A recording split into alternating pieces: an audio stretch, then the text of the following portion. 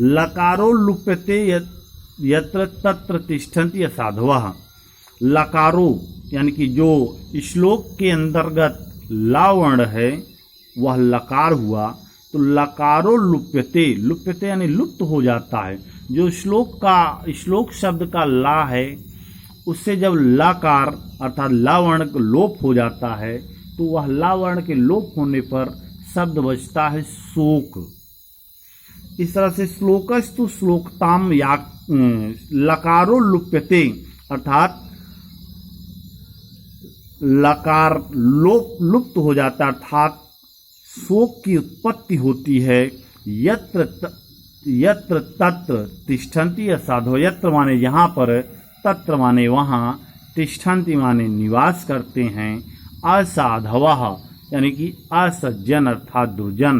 अर्थ हो जाएगा दूसरी लाइन का क्रमशः, यत्र असाधवः तिष्ठन्ति, जहाँ पर दुर्जन निवास करते हैं वहाँ पर शोक की उत्पत्ति होती है या ला वर्ण का लकार का लोप हो जाता है अर्थात दुख की उत्पत्ति होती है।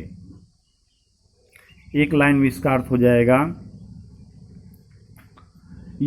जहाँ पर सज्जन निवास करते हैं वहाँ श्लोक यश को प्राप्त करता है, जहाँ दुर्जन निवास करते हैं वहाँ श्लोक का लकार लुप्त हो जाता है अर्थात शोक की या दुख की उत्पत्ति होती है।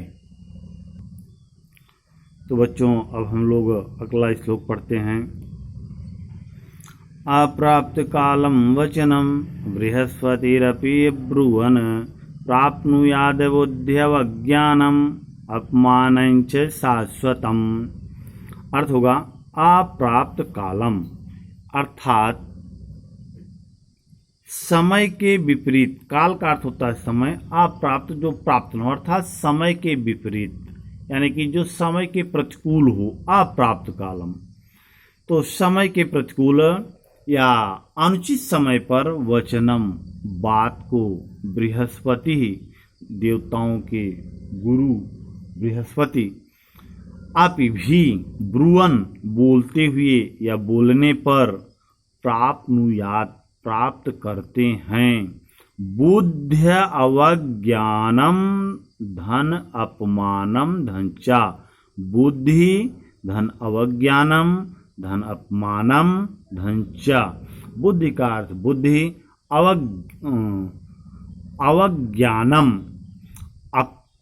अवमानना या उपेक्षा, अपमानम अपमान, च माने और, शाश्वतम माने निरंतर या हमेशा। तो एक बार पुनः देखते हैं, क्रमशः देखते हैं।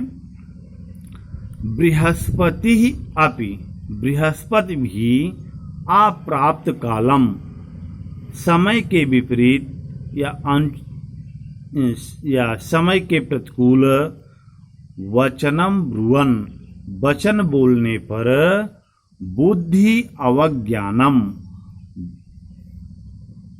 बुद्धि अवज्ञानम अर्थात बुद्धि की उपेक्षा, और अपमानम चा और अपमान को, शाश्वतम प्राप्नुयात् निरंतर प्राप्त करते हैं।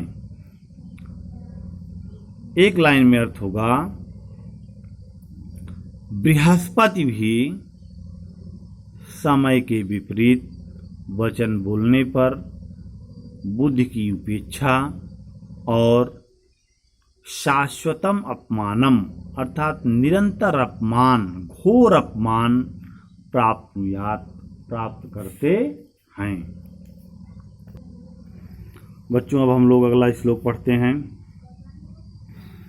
वाच्यम श्रद्धा समेतस्य पृच्छतस्य विशेषतः प्रोक्तम श्रद्धा विहीनस्याप्यरण्यरुदितोपमम्।